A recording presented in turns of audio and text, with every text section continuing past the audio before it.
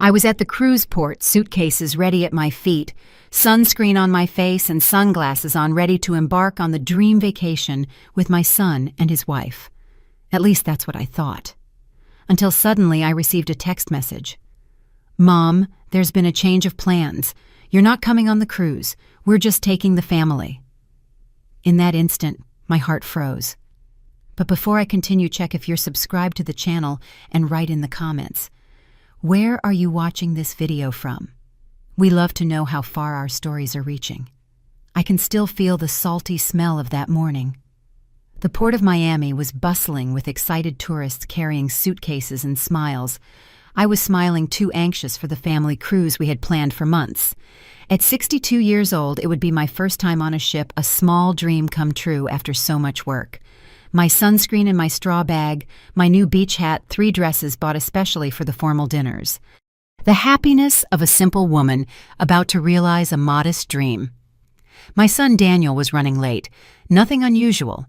Ever since he married Sarah, punctuality had become a luxury item. I sat on a bench near the boarding area and waited, watching the families arrive, animated, hugging, united, like I thought ours would be. That's when my phone buzzed, a message from Daniel. "Mom, there's been a change of plans. You're not coming with us on the cruise. Sarah prefers it to be just the family. We'll explain better when we get back." I read those words 3, 4, 5 times. My eyes couldn't believe it, but my heart already knew. I lifted my head, and there they were on the ship's upper deck, Daniel, Sarah, and my 2 grandchildren, Mason and Chloe. They didn't realize I was watching them. Or maybe they did and pretended not to. Sarah was smiling, adjusting her blonde hair as she pointed something out to the children. My son was looking at his phone, probably checking if I had read his message. Just the family, as if I were what? A distant satellite, a stranger. Not the woman who raised him alone, who worked 2 jobs so he could go to good schools, who held him when he came home crying after losing soccer games. My hands were trembling. I grabbed my suitcases and walked out of that port without looking back. The taxi dropped me off at home 40 minutes later. I walked into the apartment that once seemed cozy and now tasted of abandonment. I threw my bag on the couch and went straight to my office, where I kept all the important documents. In the second drawer inside a blue folder was the deed for Daniel's house, the house I had bought for them 5 years ago when they got married, the house where I wasn't welcome for weekend dinners because Sarah needs space to create her own family atmosphere. The house whose last mortgage payment I had made exactly 2 months ago. The house that was still in my name. They had never cared about that detail. In fact, Daniel always said, "It's just bureaucracy, Mom. We'll sort it out later." And I, naive, believed it was just a matter of time until we formalized the transfer. But now I understood. It wasn't forgetfulness. It was convenience. I wiped away the tears I hadn't even noticed were falling. I took a deep breath and made a call. "Mr. Mark, it's Helen Miller. Remember that house I bought for my son?" "Yes, that one. I need to know what my legal options are." As I talked to my lawyer, a strange calm began to wash over me. It wasn't rage, although it was there pulsing under my skin. It was a clarity I had never felt before, as if suddenly all the pieces fit together. Sarah's words about creating healthy boundaries, Daniel's growing distance, the comments about me being too intense with the grandkids, the excuses for not including me in celebrations. Even the fact that for the last few Christmases I received increasingly impersonal gifts, an electric pot, a department store gift card.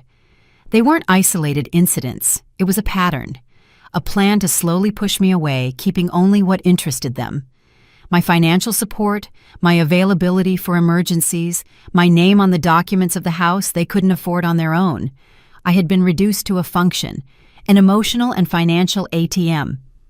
Mr. Mark confirmed what I already knew. The house was legally mine. I could do whatever I wanted with it. Sell it, rent it, modify it. Everything was in my name, and there was no document promising a future transfer to Daniel. "How long would it take to complete a sale?" I asked, surprising myself with the firmness in my own voice. "With an interested buyer, 2 weeks, maybe less if we expedite the process." The cruise would last 10 days. I opened my laptop and typed an email to Teresa, my realtor friend. "I need to sell a house quickly. It's a matter of dignity." That night I didn't cry anymore. I made a chamomile tea, sat on the balcony, and watched the illuminated city skyline. For the first time in years, I wasn't thinking about Daniel, Sarah, or the grandkids. I was thinking about me. Who was I before I became Daniel's mom, or the kids' grandma? I remembered the Helen who loved to dance, who dreamed of seeing Paris, who had her own friends and interests. The Helen who had been gradually erased to make way for a convenient version of myself, one that fit perfectly into the corners of their lives without bothering, without taking up too much space. That message at the port hadn't just been an exclusion from a cruise. It had been a cruel reminder that to them I was no longer essential. I was disposable, an extra, not family. Well, if that's how they wanted to play, I had my own cards, and it was time to use them. I took out my journal and started writing a plan. Not for revenge, although there was a bitter taste of justice in it all. It was for survival. It was for self-respect. While their ship sailed away from the Caribbean coast, I began to chart my own course, a course where, for the first time in decades, I was the priority. The following week was a whirlwind of calculated actions. Teresa, my realtor friend, found an interested couple in just 3 days. Young, no kids with cash. We scheduled a showing for the next day. I needed an excuse to get into Daniel's house. After all, even though it was legally mine, they considered it their home. I used the key I always kept. For emergencies, Mom, Daniel used to say. I entered with the strange feeling of invading a space that belonged to me on paper, but not in their hearts. I came to pick up some plants to take care of while you're away, I told the curious neighbor who was watching me from her garden. She smiled, believing me. After all, I was Daniel's dedicated mother, known by everyone in the neighborhood. Inside the house, I was met by silence and memories. I remembered the day I handed them the keys, the emotional hug Daniel gave me, the tears of gratitude in Sarah's eyes. How had that turned into just family in such a short time? As I walked through the rooms, I noticed the signs of my gradual exclusion. In the photos on the walls, I appeared less and less. In the latest picture frames, I wasn't in any of them. On the bookshelves, no book I had given was displayed. Even the quilt I had knitted for them was stored in the closet, replaced by a store-bought one. In Daniel's office, I opened drawers looking for any document related to the house. That's when I found an envelope with a lawyer's letterhead. Inside, a draft document titled Property Transfer, dated 3 months ago, but never signed or presented to me. The text was clear. They plan to ask for the house to be transferred to their name as soon as the last payment was made. That is 2 months ago. But something stopped them. Maybe they calculated I wouldn't agree so easily, or maybe they were waiting for the perfect moment to bring it up when I was emotionally vulnerable. I put the document in my purse. Evidence. Not that I needed more reasons to go ahead with my plan, but that confirmed my suspicions. It wasn't an oversight. It was a strategy. The next day, the interested couple visited the house. Emily and Robert, both doctors, fell in love with the property. "It's perfect for us," they said, unaware of the drama surrounding those walls. They made an offer above market value with cash payment and a closing date in 1 week. "Are you sure about this, Helen?" Teresa asked as we signed the initial papers. "I've never been more sure," I replied. Surprising myself with the firmness in my voice, Mr. Mark, my lawyer, handled all the legal aspects. He explained that as the registered owner, I had every right to sell the property. "They can't claim surprise or ignorance since the property was always clearly in your name," he explained. The sale was finalized in record time. The money was deposited into my account, and the new owners would receive the keys on July 27th, 1 day before the cruise returned. There was one more detail to handle. What would they find when they came back? I didn't want to just disappear. I wanted them to understand the consequences of their choices. So I wrote a letter. "Daniel and Sarah, the house you called home has been sold. It was always legally mine, as you well knew. Just as you knew, I finished paying off the mortgage 2 months ago using my retirement funds. When I received your message saying I wasn't family enough to join you on the cruise, I finally understood my place in your life, a convenient peripheral place available only when needed. The new owners will move in tomorrow. Your personal belongings have been stored in a storage unit paid for 3 months. The key and address are with Mr. Mark Almeida, whose contact information is attached. Don't bother looking for me. Just as you needed space to grow as a family, I also need space to rediscover who I am besides a disposable mother and grandmother. Helen. I put the letter in an envelope and left it on the kitchen table, where it would surely be the first thing they'd see. Next to it, I placed a copy of the house deed and the sale contract. On the last night before handing the keys to the new owners, I did something I hadn't done in years. I danced. I put on Aretha Franklin on my phone and spun around the empty living room, now bare of furniture stripped of the fake smiles and photographs, cleansed of unspoken lies. "Your family is now homeless," I whispered to the echo in the empty house. That dance wasn't a celebration of revenge. It was a ritual of liberation. For years I had defined myself by the roles I played in others' lives: Daniel's mother, Sarah's mother-in-law, Mason and Chloe's grandmother, emotional and financial ATM, good example, always available, never too much. As I twirled in the empty room, I felt the weight of those roles falling off me. It was as if each spin gave me back a piece of the Helen I once was, the one who had her own dreams, desires, a life beyond serving others. The next day, I handed the keys to Emily and Robert. They were beaming, talking about plans to redecorate how they would turn the spare room into a shared office. "The energy in this house is special," Emily said. "You can feel there was a lot of love here." "There was," I replied, "but not all love survives convenience." She looked at me without understanding, but smiled anyway. I smiled back, a genuine smile for the first time in days. As I walked out the gate for the last time, I felt a mix of emotions I couldn't name. It wasn't exactly peace, nor revenge, nor sadness. It was the painful relief of finally seeing reality as it is not as we wish it to be. I returned to my apartment downtown and made a call. "Mary," I said to my sister, "that trip to Paris we always dreamed of. How about next month?" I hung up before she could answer, then sent the tickets I had bought that morning. It was time to live my own dreams, not just finance others. That night, I slept deeply for the first time since that day at the port. No nightmares, no waking up with a start without that ache in my chest that had been with me for weeks. As the ship slowly returned to the Caribbean coast, I was moving further and further away from the port of Miami where they had departed. Not physically, but emotionally. They were planning to return to a life that no longer existed. I was planning to depart for a life that was just beginning. The flight to Paris left in exactly 30 days enough time to organize my new life and watch the consequences of my decision from a distance. Not out of cruelty, but because I needed to understand that this wasn't a temporary nightmare. It was the reality I had built for myself, one brick of self-denial at a time. 3 days before the cruise returned, I received a message from Daniel. "Mom, we miss you. The kids ask about you every day. Can't wait to show you the pictures." I smiled bitterly at the phone screen. The hypocrisy was so transparent, I could almost see it shining between the words. No apology for the exclusion, no acknowledgement of the hurt caused, just the continuation of the script in which I was supposed to play my part. The understanding mother, always ready to forgive. I didn't reply.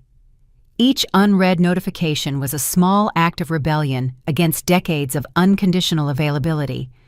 The next day, another message arrived, this time from Sarah. "Helen, we brought you some wonderful Belgian chocolates.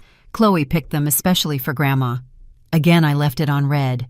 Silence was my only possible response at that moment, because if I started talking, I might not be able to stop, and I wasn't ready for that confrontation yet. 24 hours before they disembarked, Daniel called. I let it go to voicemail. "Mom, it's weird that you're not answering. Is everything okay? We're worried. We arrive tomorrow at 6 in the evening. Can we come over for dinner? The kids miss you." The concern in his voice sounded genuine, which made everything even more confusing. How could he exclude me so coldly and then act as if nothing had happened? It was like we were living in parallel realities. On the day of disembarkation, I woke up early and went to a coffee shop near the port. From a distance, I saw the huge white ship slowly approaching the coast. Somewhere on that floating structure were the people I once called family. I ordered a double espresso and watched the growing activity at the terminal. Anxious families waiting for their loved ones, app drivers holding signs with names, street vendors offering water and snacks. At 6:15 p.m., I saw Daniel, Sarah, and the children coming down the ramp. They were tanned, smiling, loaded with bags. Chloe was holding a new stuffed animal. Mason was wearing a T-shirt from some Caribbean island. They looked like the perfect picture of a happy family. I turned away before they could see me, paid for my coffee, and left. I didn't need to witness the moment they would read my letter, the moment they would realize the house was no longer theirs. That wouldn't bring me satisfaction. I went back to my apartment and turned off my phone. Whatever happened in the next few hours, I didn't want to be a witness. It wasn't about torturing them or savoring their confusion. It was about finally creating the space I needed to heal from decades of small disappointments. That night I slept a restless sleep. Part of me still felt guilty, conditioned to put their needs before my own. But another part, the one growing stronger every day, knew I had done what was necessary. At 7:43 the next morning, the doorbell rang. I looked through the peephole and saw Daniel. He was alone with deep, dark circles under his eyes and a pale face. I opened the door without a word. "How could you?" were his first words, his voice trembling between anger and disbelief. "You sold our house without even consulting us. It wasn't our house, Daniel. It was mine. It always was. It's in the contract you never bothered to read." He ran his hands through his hair, disoriented. "But we lived there. We had a life there. The kids grew up in that house. And I had plans to travel with you, to be part of the family. It's funny how plans change, isn't it? It was just one trip, Mom, a single trip. No, Daniel, it was the last straw. It was the moment I finally understood my place in your life. Convenient when you need me. Disposable when I'm in the way." He collapsed onto the sofa, suddenly looking exhausted. "Where are we going to live now? Did you think about the children?" That question ignited something inside me. Decades of sacrifices, of putting his needs before my own. And still, the first concern wasn't about me, my feelings, the pain they caused me. It was about the inconvenience I had created. "You have 3 months of storage paid for, enough time to find another place." And yes, I thought about the children. I thought about what kind of adults they will become, watching how they treat their own mother. Daniel looked at me as if I were a stranger. In a way, maybe I was. The mother he knew, docile, always available, ready to sacrifice everything, had disappeared at the port that day. "Sarah is devastated," he said, as if that should matter to me. "And how do you think I felt when I read your message that day? Just family. As if I were a distant acquaintance, not the woman who raised you alone." "It was just a poor choice of words, Mom. It didn't mean anything." "It meant everything, Daniel. And you know it. It was the perfect summary of what I've been feeling for years, that I'm only welcome when it's convenient, that my role is to finance dreams, not participate in them." He got up, pacing nervously around the room. "What do you want from us?" "An apology." "Okay, I'm sorry. We're both very sorry. It was insensitive. It was wrong. But to sell our house, this is disproportionate. I don't want a forced apology. And it's not about the house. It's about respect. It's about finally understanding my worth. And how much is that respect worth the price of a house?" That question hit me like a slap. Suddenly I saw with crystal clarity what was happening. He wasn't there because he cared about my feelings or because he understood his mistake. He was there because he needed a roof over his head. "You still don't get it, do you? This isn't a negotiation. The house was sold. The new owners have already moved in. It's irreversible, just like the damage you caused by excluding me from that trip. So now what? What do we do?" I don't know. I'm going to Paris in 27 days. I'm finally going to live my life, not just exist in service of yours." Daniel looked at me as if he'd been shocked. "Paris? For how long?" "I don't know. Maybe a few weeks, maybe months, maybe I won't come back." He took out his phone, his hands shaking. "I need to tell Sarah. She's not going to believe this. Tell her I finally understood what family means. It's something small, self-contained that eventually falls apart." When Daniel left, closing the door behind him, I felt a huge weight being lifted from my shoulders. It wasn't happiness or satisfied revenge. It was simply the relief of finally having spoken the truths I had held back for so long. I took my laptop and opened the email from the airline. The ticket to Paris glowed on the screen like a promise, not of escape, but of a new beginning. At 62, I was about to start a whole new chapter, a chapter in which I was the protagonist, not just a supporting character in someone else's story. In the following days, the messages and calls didn't stop. Daniel, Sarah, even mutual friends who were activated to try to bring me to my senses. Every phone notification made me take a deep breath, looking for the strength to stick to my decision. "Helen, you can't just disappear and leave your son and grandchildren on the street," said Martha, my friend of decades, in a WhatsApp audio message. "I know they hurt you, but this is disproportionate." Disproportionate. That word haunted me. As if there were an exact measure of reaction for every hurt, a perfect equation to calculate how much suffering I deserved what response. "They're not on the street, Martha," I replied. "They're in a storage unit paid for 3 months. Besides, Daniel earns a good living. He always said the house was too small for them.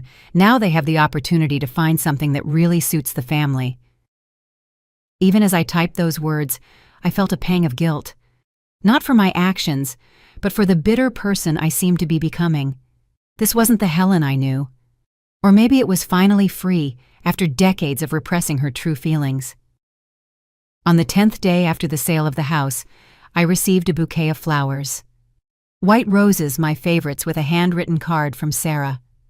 "Helen, I understand your pain, and I sincerely apologize for how we made you feel.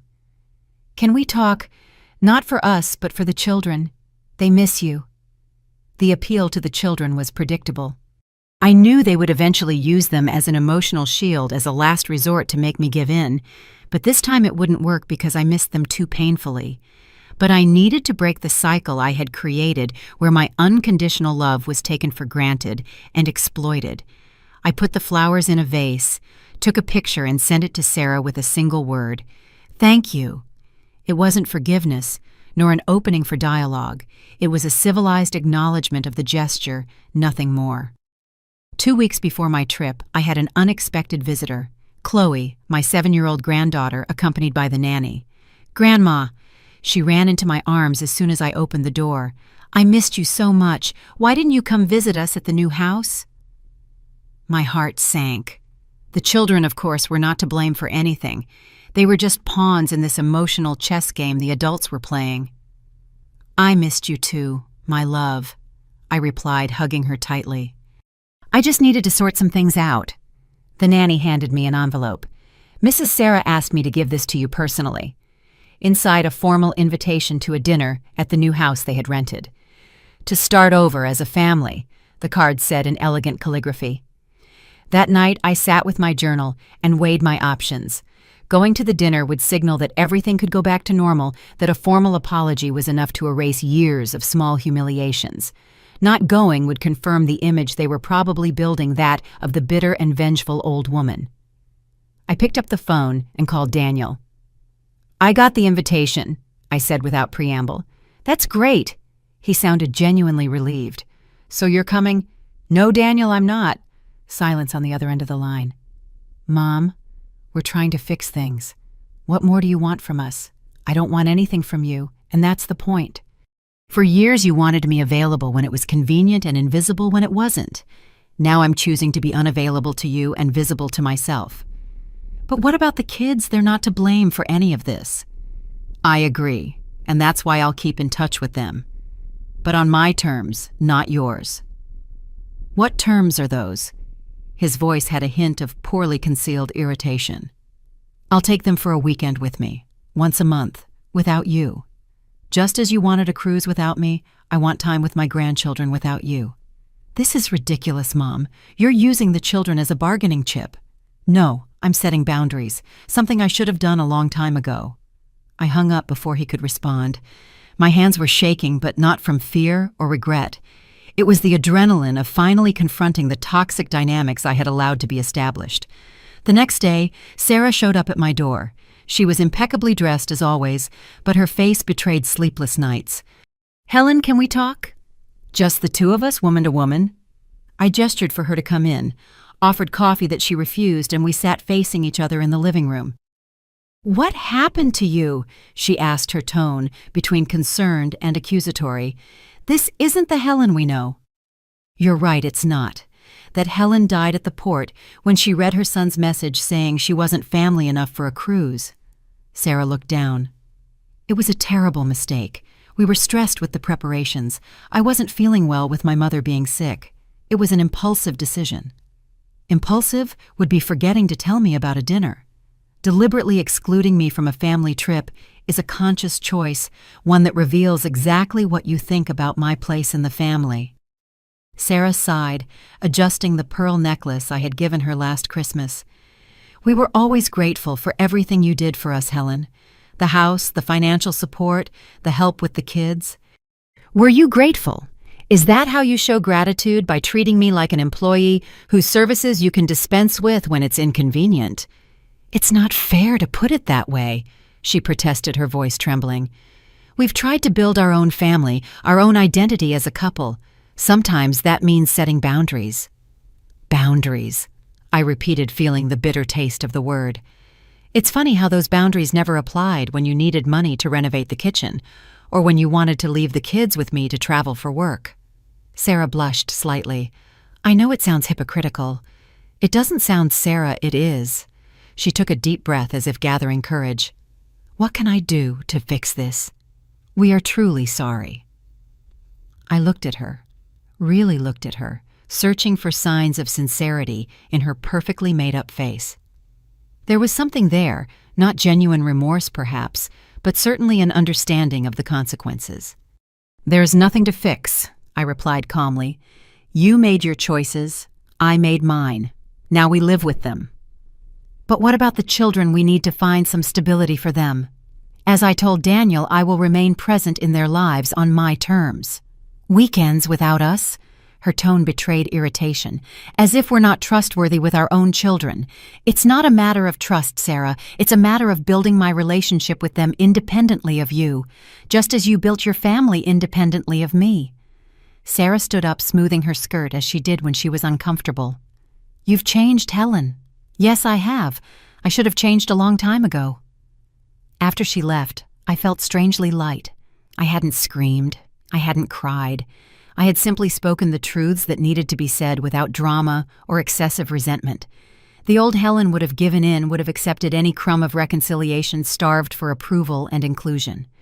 But this new Helen, or perhaps the original Helen, who had been suffocated by years of self-denial, demanded respect, not just crumbs of attention. The following week before my trip, I kept my promise. I picked up Chloe and Mason to spend a day with me. I took them to the zoo. We bought ice cream, took silly pictures, talked about everything and nothing, their school friends, their favorite animals, the book Chloe was reading. At no point did I mention their parents or the situation between us adults. They were children. They deserved to be spared from adult dramas. When I dropped them off, Daniel was waiting for me at the door, tense. "Did you have fun?" he asked, trying to sound casual. "A lot," I replied, maintaining the same forced lightness. "They brought the drawings they made for you." "Thanks for doing this," he said, sounding genuinely grateful, "for not keeping them from me because of all this." "I would never do that, Daniel. I'm not like you." The comment hit him as expected, but he just nodded, taking the blow. "When are you coming back from Paris?" he asked, changing the subject. "I don't know. Maybe never." "Are you serious?" There was genuine panic in his voice. "For the first time in decades, I'm putting my needs first. I'll stay as long as it takes to rediscover myself." "And what if we need you? What if the children need you?" I smiled, not with joy, but with the certainty of someone who finally understood her worth. "You survived without me for 10 days on a cruise. I'm sure you'll survive during my trip." The night before the flight to Paris, I did something I had been putting off. I opened the box where I kept all of Daniel's memories, pictures from his childhood school drawings, his first baby shoe. Each item told the story of an unconditional love that had slowly been transformed into convenience. I didn't throw anything away, nor did I hide the box in the back of the closet. I just looked at it, acknowledging that those memories were part of me, just like the pain of the recent exclusion. I didn't need to deny the past to embrace the future. The next morning, as the taxi took me to the airport, I received a message from Daniel. "Have a good trip, Mom. We love you even if you don't believe it right now." I didn't reply. Not because I didn't believe in their love, but because I had learned that love without respect is just an empty word, an excuse to continue harmful behaviors. The plane took off promptly at 10:25. As America was left behind, I felt like I was breathing freely for the first time in years. It wasn't just a geographical journey, it was a journey into myself, to rediscover the Helen that existed before being Daniel's mom or the kid's grandma. The Helen who had her own dreams, desires a life that wasn't summed up by serving others. The flight attendant served champagne in business class, a luxury I had allowed myself with the money from the house sale. I raised my glass in a silent toast not to the end of a family, but to the beginning of myself. Paris greeted me with a light rain and gray sky, but even that didn't diminish the magic of the moment. Mary, my sister, was waiting at the airport with a colorful umbrella and a huge smile. "Welcome to your new life," she said, hugging me tightly. Mary was always my opposite. She never married, never had children, built an international career, and lived between Paris and Cancun for decades. While I dedicated my life to Daniel, she dedicated hers to herself. For years, I felt a veiled superiority in relation to her choices, as if my maternal sacrifices were somehow nobler than her selfish life, as we used to call it in our family conversations.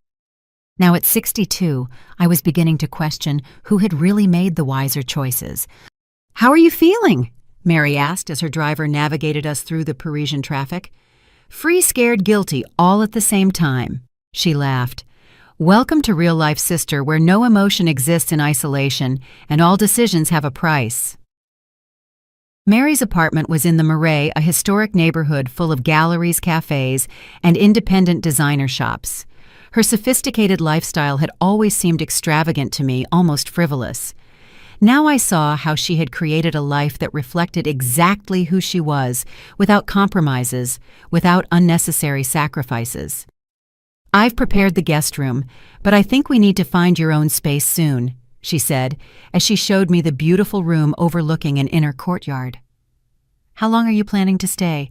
"I don't know," I answered honestly. "I never planned anything beyond selling the house and buying the ticket." "Perfect," Mary smiled. "The best journeys are the ones without a defined script." In the following days, I immersed myself in Paris like a thirsty person in an oasis. We visited museums, sat in cafes, watching people walked for hours along the Seine.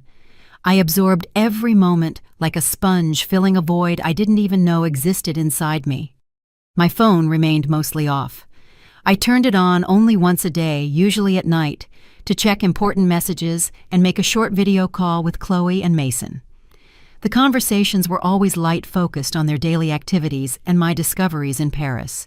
We never talked about the situation with their parents or when I would be back. A week after my arrival, Mary organized a dinner with some of her friends, artists, writers, university professors. Fascinating people who lived intense and meaningful lives well into their 60s. "This is my sister Helen." She introduced me to an elegant woman with gray hair. She finally discovered there's life beyond being a mother and grandmother. At another time, I would have been offended by that description, but that night, between laughter and glasses of red wine, I recognized the truth in her words. "And what do you do, Helen?" asked Philip, a comparative literature professor. "I'm rediscovering who I am," I replied, surprised by my own honesty. "I spent decades being defined by my roles in others' lives. Now I'm writing my own definition." "Ah, a journey of self-discovery," he smiled, "the most important of all journeys." That night was revealing. For the first time in decades, I was seen and appreciated as Helen, not as someone's mother, someone's grandmother, someone's mother-in-law, just Helen with her own opinions, stories, and dreams. The next day, Mary surprised me with a proposal. I have a friend who rents a small apartment in the 11th arrondissement. Nothing fancy, but with all the Parisian charm. Want to see it? Rent for me, but I don't know how long I'll stay. Exactly why. No long-term commitment. Just a place of your own while you decide your next steps. The apartment was a typical Parisian studio. Small but perfectly organized, with high windows that let in the golden autumn light. Old wooden floor that creaked slightly underfoot. A tiny but functional kitchen. It's perfect, I whispered, feeling that this space symbolized exactly where I was in life. A transitional place, but mine. A beginning. That same afternoon, I signed a 3-month renewable lease. With part of the money from the house sale, I could afford this transition period without immediate financial worries. After 2 weeks in Paris, I received an email from Mr. Mark. Daniel had hired a lawyer and was threatening to contest the sale of the house, claiming there was a verbal agreement that the property would eventually be his. Don't worry, Mr. Mark wrote. Without formal documentation, there's nothing they can do legally. The sale was completely legitimate. Still, the news affected me not because of the fear of losing the legal battle, which I knew was non-existent, but because of the confirmation that Daniel still hadn't understood. He continued to see the situation as an injustice against him, not as a consequence of his own actions. That night I called him for the first time since my departure. Why the lawyer, Daniel? Mom. He sounded genuinely surprised to hear my voice. Where are you? We were worried. In Paris, as I said I would be. Why did you hire a lawyer? Silence on the other end. Then a sigh. Because it's not fair. That house was our home. We had an agreement. What agreement, Daniel? The one that existed only in your head, or the one you planned to impose on me after I finished paying the mortgage? What are you talking about? I found the draft of the property transfer in your office, dated 3 months ago, never presented to me. You were waiting for the right moment to pressure me, weren't you? More silence. It was Sarah's idea, he finally admitted, his voice low. She thought we should formalize the situation since we had been living there for years, and you always said the house was for us. And you decided that without consulting me, just as you decided I wasn't family enough for the cruise. They are completely different situations. No, Daniel. They are exactly the same. In both cases, you made decisions about my life, my feelings, and my property without considering me worthy of being part of the conversation. I heard him take a deep breath, as he had since he was a child when trying to control his frustration. So now, what are we going to live in this impasse forever? You in Europe, resentful, and us here trying to rebuild our lives. I'm not resentful, Daniel. I'm finally living my own life, not the one you designed for me as a convenient supporting role. And I suggest you drop the lawsuit. It will be humiliating for you when it's rejected. You've changed, Mom. I don't recognize you anymore. Maybe you never really knew me, only the version of me that was convenient for you. After hanging up, I cried for the first time since arriving in Paris. Not for the house, not for the lawsuit, not even for the fractured relationship with my son. I cried for the Helen who had spent decades suffocated under layers of others' expectations, for the woman she could have been if she had set healthy boundaries from the beginning. The next morning, Mary found me on the balcony, watching the street movement with a cup of coffee. Tough night, she asked, noticing my swollen eyes. Daniel hired a lawyer. He wants to contest the sale of the house. Mary let out a dry laugh. Of course he did. When people lose their privileges, they call it injustice. He's my son, Mary, despite everything. Yes, and you love him. But loving doesn't mean letting yourself be exploited. You didn't take anything that was rightfully his. You just stopped giving what was rightfully yours. Her words resonated deeply. For my entire life, I had confused love with sacrifice, generosity with self-denial, as if loving necessarily meant diminishing myself, becoming less so that the other could be more. But true love for others and for oneself didn't demand that imbalance. It didn't ask me to disappear so that others could shine. That afternoon, I did something I had never done before. I enrolled in a watercolor painting course. a teenage passion I had abandoned when I got pregnant with Daniel, considering it a frivolous hobby, incompatible with maternal responsibilities. The studio was in an old building in Montmartre with huge windows that framed the rooftops of Paris like a living painting. The teacher, a man with white hair and ink-stained hands, greeted us with a gentle smile. "Watercolor is like life," he said, demonstrating a soft brushstroke. "You can guide the water, but you can never completely control it. The beauty is in accepting the unpredictable paths it chooses." As I mixed colors and watched them flow across the paper, I had an epiphany. This was exactly what I was learning to do with my own life. Guide, not control. Accept the unpredictable. Find beauty in unexpected paths. At the end of the class, I had created a small landscape, imperfect certainly, but vibrant with colors and possibilities, just like the new chapter I was beginning to write for myself. Autumn in Paris turned the trees into explosions of red and gold, as if the entire city was celebrating my personal transformation. The days grew shorter, but somehow my hours seemed fuller, more meaningful. I established a routine that was exclusively mine. I would wake up early, have coffee at a small boulangerie on the corner where the owner already recognized me and would save me a still warm croissant. I walked through different parks every day.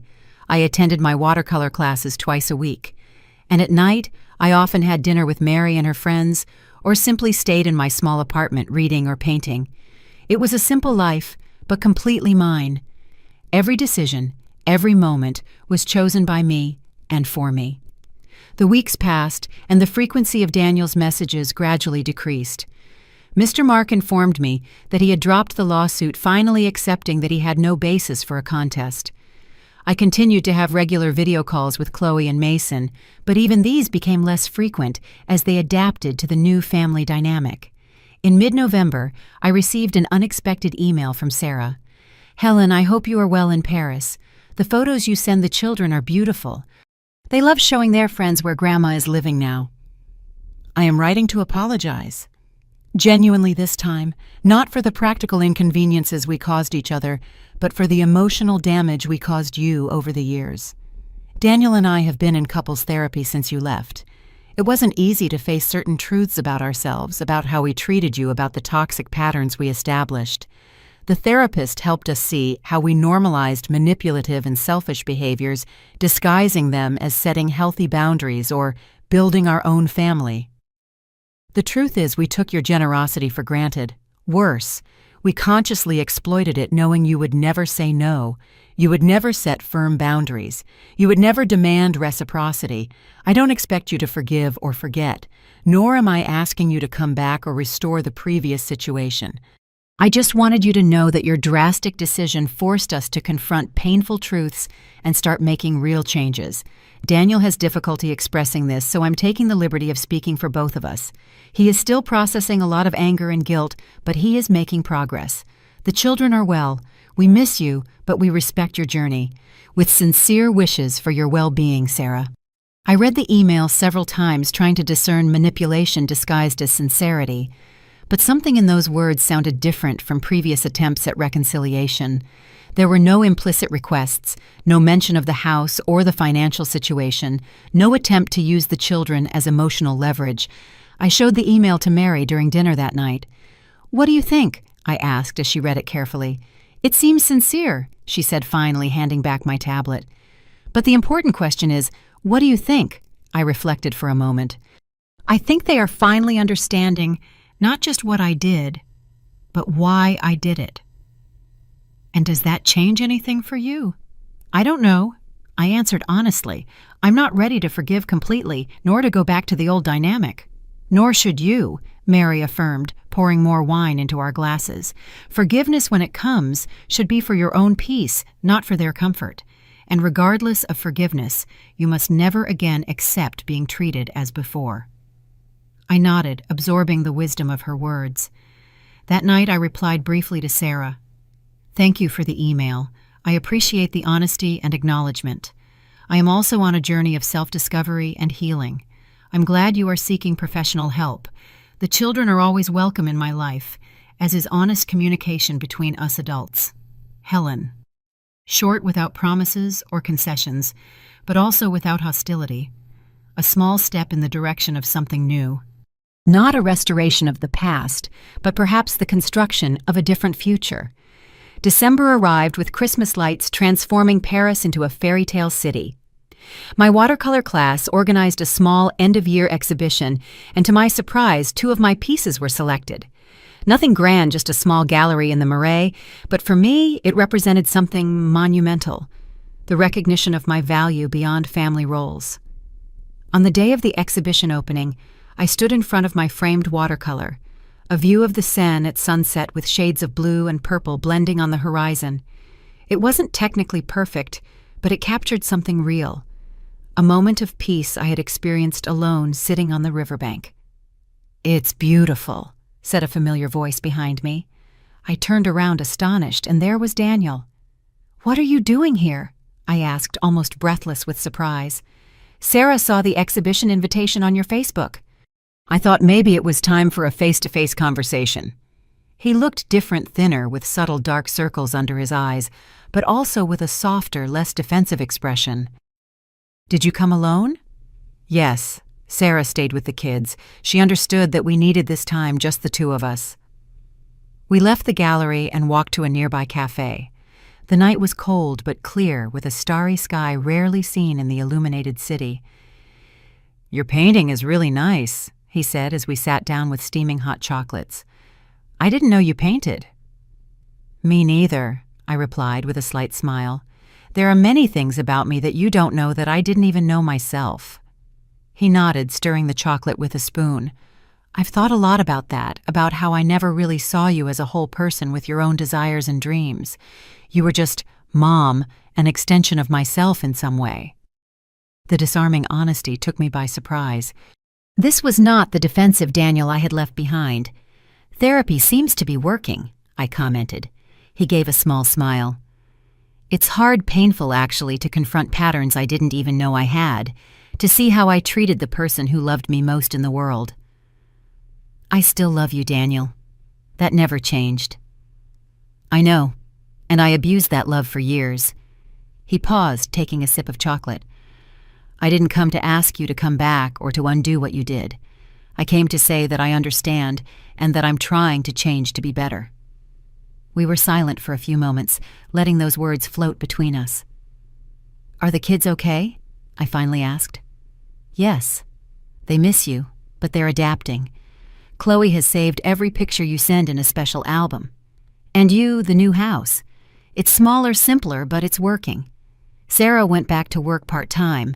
We're learning to live with less to value what really matters." "I'm so sorry it was so hard for you." He shook his head. "Don't be. It was necessary. Painful, yes, but necessary. Like surgery to remove something toxic." His words echoed something I had felt myself. That feeling that the pain was necessary for healing, that some wounds needed to be opened to finally heal properly. "When are you going back to the States?" I asked. "Tomorrow. It was a quick trip just to see you for this conversation." "And what happens now between us?" Daniel thought for a moment. "I don't know. I think we start over in a way, not like before. That would be impossible and unhealthy. But maybe we can build something new based on mutual respect this time." I nodded, feeling a complex mix of emotions. It wasn't complete forgiveness, nor immediate reconciliation. It was something more nuanced, more mature, the recognition that relationships like people can evolve and change. "I'd like you to meet my friends here in Paris," I said impulsively. "Mary is organizing a Christmas dinner next week." "I'd love that," he smiled, "but I have to get back for Sarah and the kids. Maybe next time. Are you spending Christmas here?" "Yes, Mary and I have plans." "I understand." He seemed genuinely disappointed, but he didn't push. "Maybe we can do a video call that day. The kids would love that." "I'd love that," I replied sincerely. When we said goodbye at the cafe door, he hugged me, not the quick, automatic hug that had become our habit in recent years, but a real, long, heartfelt hug. "I love you, Mom," he whispered in my ear. "I'm sorry for everything." "I love you too, son," I replied finally, letting a few tears escape. "I always have." As I watched him walk away down the street, lit with Christmas lights, I felt something untie inside me. It wasn't complete forgiveness. That would still take time, but it was the beginning of a healing. For him, for me, for our broken relationship. That night I painted late in my small apartment. It wasn't the Seine this time, nor Paris. It was a Mexican beach with turquoise waters and golden sand, a place where I once took Daniel as a child, where we built sandcastles, which the tide inevitably washed away. I called the painting Reconstruction. Christmas in Paris was magical in a way I had never experienced before. Mary decorated her apartment with a small pine tree laden with vintage ornaments. Golden lights illuminated the windows, and the scent of mulled wine filled the air. Her friends gathered for a sophisticated but cozy dinner, bringing dishes from their own family traditions. On Christmas morning, we had the promised video call with Daniel, Sarah, and the children. They had organized a special breakfast with the table decorated and gifts wrapped with my name on them. "To open when you come back," Chloe explained with sparkling eyes. The conversation was surprisingly easy, without the tension I expected. Sarah seemed different too, less polished and perfect, more authentic in some way. She proudly showed me the decoration of the new house, smaller but cozy with personal touches that revealed more personality than the impersonal mansion they had inhabited before. "When are you coming back, Grandma?" asked Mason, leaning into the camera with hopeful eyes. I looked at Mary, who was watching the video call with discreet interest, and then back at the screen. "I haven't decided yet, dear. I'm learning a lot here, rediscovering things about myself." "Like painting," said Daniel with a smile. "I showed them pictures of your exhibition." "Yes, I want to learn too," exclaimed Chloe. "Can we have classes together when you come back?" "I'd love that," I replied, feeling a wave of tenderness. "Maybe we can find a teacher in Denver." After the video call, Mary and I went for a walk along the Champs-Élysées, admiring the festive decorations and the bustle of families enjoying the holiday. "They seem really different," Mary commented. "More humble." "Yes," I agreed. "I think they're really trying. Therapy, the new financial reality, maybe even the shock of suddenly losing me. All of that seems to have awakened something in them." "And does that change your plans?" Mary asked, linking her arm in mine as we walked. I reflected for a moment. "I don't know if I have plans exactly. More of a direction than a destination." Very philosophical," she laughed. "But seriously, are you thinking of going back to the States?" "Eventually, yes. This is a wonderful chapter, but not the whole book of my life. My grandchildren are there, part of my heart is too, but not under the same conditions as before." "Definitely not," Mary affirmed, not as a question, but as a confirmation. "I will never again be that invisible Helen convenient only when needed." We stopped in front of a dazzling shop window, contemplating our reflections mixed with the sparkling Christmas lights. Two middle-aged women, similar in features, but so different in life experiences united by blood and shared history. "Do you know what impresses me most about this whole story?" Mary said, adjusting her red scarf. "It's not the revenge itself, although it was masterfully executed. It's how you emerged from it. Many people become bitter, consumed by resentment, even when they win. But you flourished." Her words touched me deeply because they captured exactly what I myself had begun to perceive. The sale of the house had not been the end of the story, but the beginning. It wasn't about punishing Daniel and Sarah, but about freeing myself from the invisible chains that I myself had helped forge over the years. January arrived with a light snow covering the Parisian rooftops, transforming the city into a fairy tale landscape. My lease was ending, and I needed to make a decision. Renew for another 3 months or go back to the States. On a particularly cold afternoon, walking through the almost deserted Luxembourg garden, I made my decision. It was time to go back. Not out of obligation or guilt, not yielding to family pressure, but because I was ready to build the next chapter of my life. One that included my family, but also so much more. I called Daniel that night and shared my decision. "I'm coming back in February," I said, "but with some conditions." "What are they?" His voice showed a mix of joy and caution. "I'm going to maintain my independence. I've already rented an apartment near yours, but I don't want to live with you or be a full-time babysitter." "I understand and respect that," he replied promptly. "I want to keep painting. I found a studio in Denver that offers classes similar to the ones I have here." "Of course, Mom, your time is your own. And we need to establish clear boundaries and mutual respect, all of us. Even the children need to understand that Grandma has her own life." "We're working on that in therapy," he said, "learning about healthy boundaries, not just to protect ourselves, but to respect others too." The ease with which he accepted my conditions confirmed what I had already perceived. Something fundamental had changed, not just in me, but in him too. Maybe in all of us. The following weeks were a whirlwind of preparations. Mailing some paintings and books, packing suitcases, saying goodbye to the new friends I had made. Paris had given me so much in such a short time, not just memories and skills, but a renewed version of myself. On the last night before my departure, Mary organized a farewell dinner. During the toast, she looked me deep in the eyes and said, "To my sister Helen, who showed that it's never too late to reinvent yourself." On the flight back to the States, I reflected on the extraordinary journey of the last few months. I had left as a wounded woman seeking revenge, but I was returning as someone much more complex. A woman with clear boundaries, with her own passions, with a new understanding of her worth beyond family roles. Revenge had only been the catalyst, the necessary push for a much deeper transformation. Daniel and the children were waiting for me at the airport with handmade signs and genuine smiles. Sarah was there too, more reserved but visibly trying. I hugged them all, feeling the family warmth mixed with a new dynamic still taking shape. "Welcome back," said Daniel, carrying my suitcases. Or maybe I should say, "Welcome to a new beginning." "I like that," I replied, smiling. "A new beginning for all of us." In the following weeks, we gradually established our new dynamic.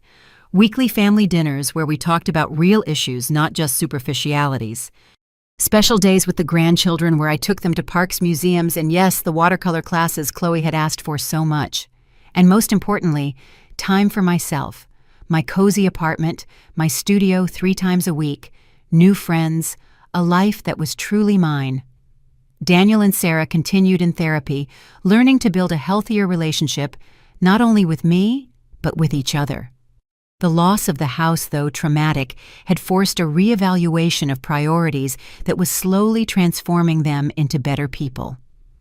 On a particularly pleasant Sunday, 6 months after my return, we were all gathered for a barbecue in the backyard of their apartment, smaller than the old house, but much cozier. I watched the scene with a sense of peace I never imagined possible after that day at the port. Daniel grilling Sarah, setting the table, the children playing on the lawn, me contributing a dessert I had learned to make in Paris. "You know what I'm thinking," said Daniel, approaching with a glass of wine. "I never properly thanked you." "For what?"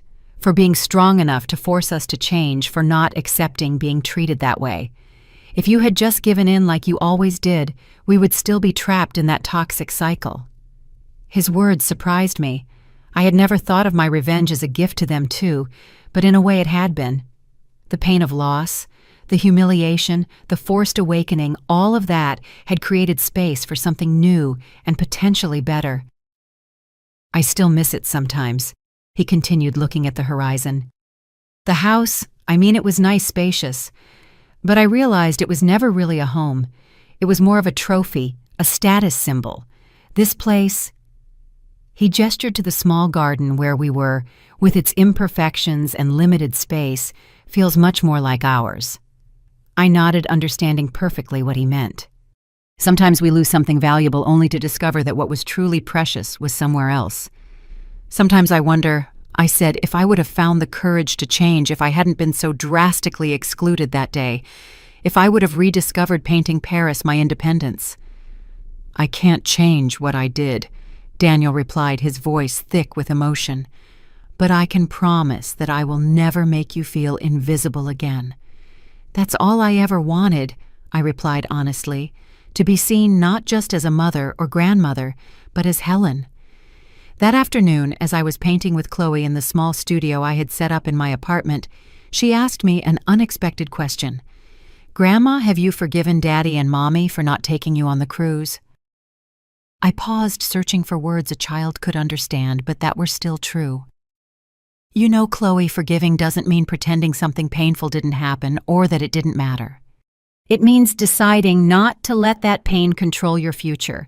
And yes, I am forgiving a little more every day. Like in your paintings, she said, surprising me with her insight. When you make a mistake, you can't erase it, but you can turn the mistake into something beautiful. I smiled, amazed at the wisdom of this 8-year-old girl. Exactly like that, my love. Exactly like that. Life continued its flow with new patterns establishing themselves. I was no longer the infinite source of financial and emotional support for Daniel and Sarah, nor did I want to be. But I was a constant and valued presence in their lives, especially for my grandchildren. I was also a developing artist, a friend, a traveler, a woman rediscovering dormant passions and cultivating new ones. The house I sold was never mentioned again, as if we all tacitly understood that it represented a closed chapter in our lives. The new owners had extensively renovated it. Once we passed by it during a walk, and we barely recognized it. "It looks like a different life," Daniel commented. "It was," I replied simply. On my 63rd birthday, I received a surprising gift from Daniel and Sarah, a ticket to Italy, and enrollment in a painting workshop in Tuscany. "So you can continue your journey," said the card that accompanied the gift, "with all our love and respect." Looking at the envelope with the tickets, I realized I had come full circle. The pain of that day at the port had been transformed into something completely unexpected. Freedom. Not just physical or financial, but the inner freedom to finally live as the woman I was always meant to be. Revenge had only been the beginning. The rebirth that followed that was the real triumph. Now, if you like this story, go ahead and click on this next video appearing on your screen, because in it is a story of betrayal and revolt like you've never seen before on Elderly Stories. Did you enjoy my story? What a journey it has been. I truly wonder, what would you have done if you were in my shoes? Would you have chosen silence to keep the peace, or would you have done what I did to reclaim your dignity? Let's meet in the comments below. I'm so curious to hear your thoughts. I'm reading every single one. Which city are you listening from tonight? If my story resonated with you, you can support me and help me bring more stories like this to the world by sending a super thanks. Your sweet support means the world to me and allows me to continue this journey with all of you. On the screen now, you can see 2 new life stories that I highly recommend you watch next. There are so many more on my channel, each with its own lessons and triumphs. Don't forget to subscribe and click the notification bell so you never miss a new chapter. Thank you for being here with me. Until the next story, with love and respect.